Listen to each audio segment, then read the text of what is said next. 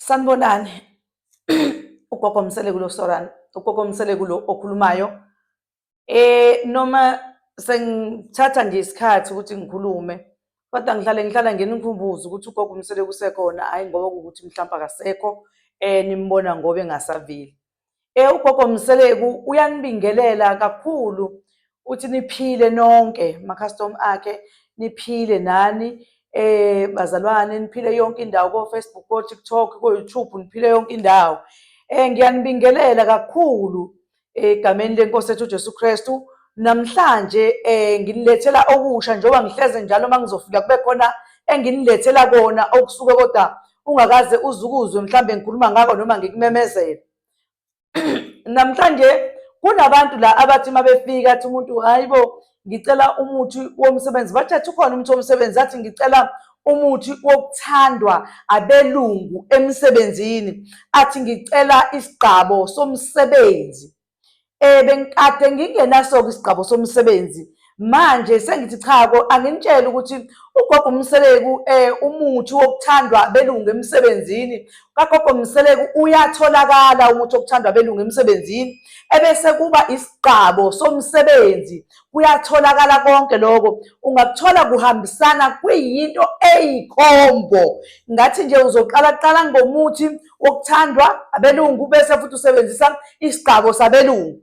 Lesi sigqabo lesi uma usebenzisile uma ngabe uqhamuka nje kumlungu, umlungu uyakushakazela ubheka phansi, akuhloniphe, ahloniphe wena, nathi ezibuza ukuthi ngabe kwenzakalani, ezibona ehlonipha wena ngoba phela bahlale balindele bona ukuthi kufanele kuhlonishwe bona ngaso sonke isikhathi. Kanti cha, nathi kumele sivuke, kumele masidakaniphe, sikwazi ukuthi sibathothobeze phela ngoba uma sisebenza nje kubona sisuke sibheke okuningi, sisuke sibheke ukuthi basinyusele imali, sibhekile ukuthi bayanyusa amaholo ethu ukuze sikwazi ukuthi nathi phela sikwazi ukugcina izinto zethu, sikwazi ukuyigcina ngoba uma sihola noma ngabe kuthi uhola malini kodwa kuyenzeka ube lowo mayano oyihola kodwa inesikhalo kuwena ngoba kukhona lezi zinto ongakwazi ukuyifeza nongakwazi ukuyigcina. Kodwa uma ngabe ufika nje kumlungu uthandeka, uthole kahle induku yabelungu, wathola kahle isigqabo sabelungu, hhayi ngiyakutshela, yabona uma ufika kumlungu, umlungu yena ohloniphayo athula kulalela ukuthi uzofika uthini kuyena, bese uthi uma uyiqala indaba yakhe akutshela athi hhayi ngiyakuzwa, noma ngabe kuthiwa uyobeka isikhalo sokuthi chabo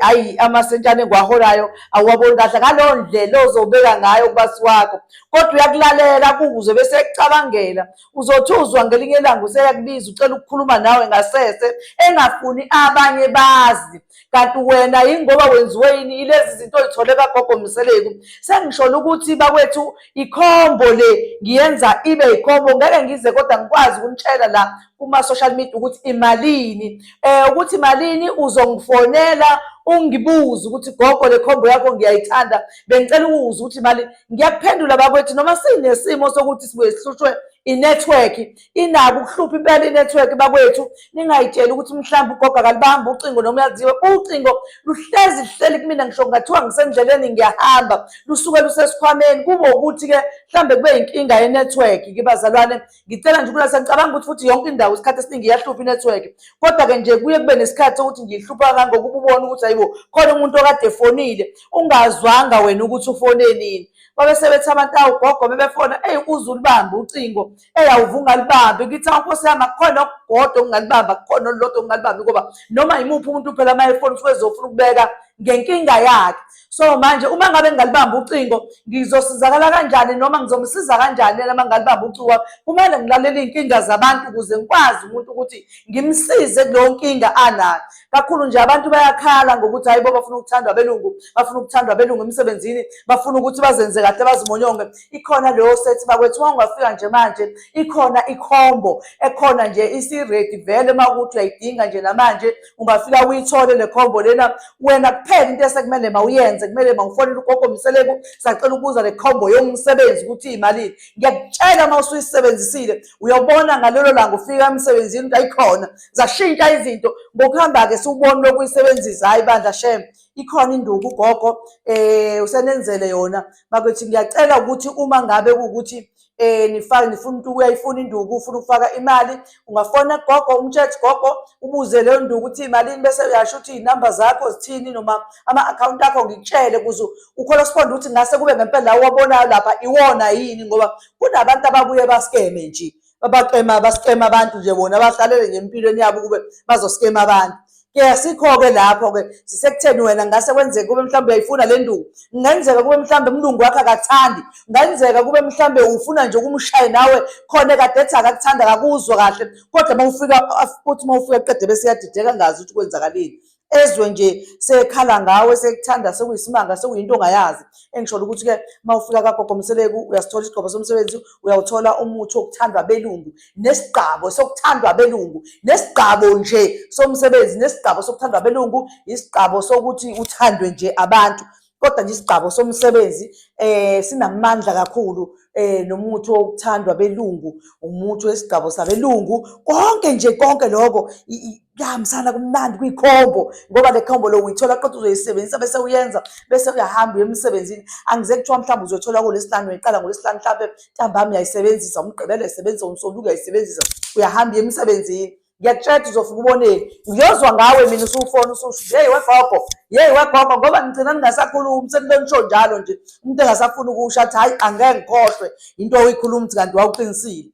Thokozani-ke bakwethu, siyabonga kakhulu. Siyacela nilandele ugogo ku-YouTube, ku-Facebook, ku-TikTok. Ugogo uyatholakala, ney'namba zikhona, nama-akhawunti kagogo asuke khona ebekiwe. Wena nje sengabe ukuqinisekisa ukuthi cha, ngase kube uyena yini ugogo lona, ngase kube leli zwe elimadlakadlaka, uzolilalela uma ulalela ividiyo yakho uzwe ukuthi ngase kube uyena yini, ngoba abantu bafisa ukwenza yonke into, umuntu angazama nje ukulinganisela izwi, kodwa-ke leli lami lihlukile. Ngicabanga ukuthi abantu abaningi, umuntu uvana asho kahle mayifona athi hhayi sengiyakuzwa ukuthi wena, kanti befuna vele ukuzwa ukuthi ngase kube imina ngempela yini.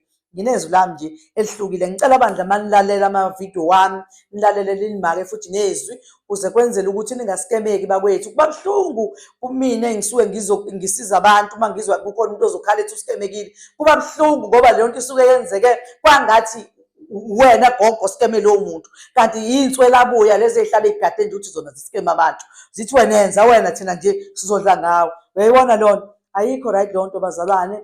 Ngiyabonga kakhulu. Ugogo uyatholakala la eThekwini KZN koMgababa. Uma ufuna ilocation uzoyithola, ngizokuyalela location. Uma ufuna ukuza makuwukuthi mhlawumbe umuntu ongaseThekwini ufuna amateksi, ngizakuyalela nakhona ukuthi ugibela kanjani, wehlephi, uye lapho kagogo Mseleku uyofuna umuthi wokuthandwa belungu nesigqabo sokuthandwa belungu. Uyahambisana, uyayizwa lona. Angithi nje uzowusebenzisa lo muthi, hhayi ngiyakutshela inkosi impela into ozoyibona yenzeka kuwena. Siyabonga kakhulu bakwethu. Siyacela bakwethu ukuba nabe ngizwanga nawe umxoxele ukuthi ngizwile ugogo Mseleku ekhuluma ethi kanje kanje kanje kanje.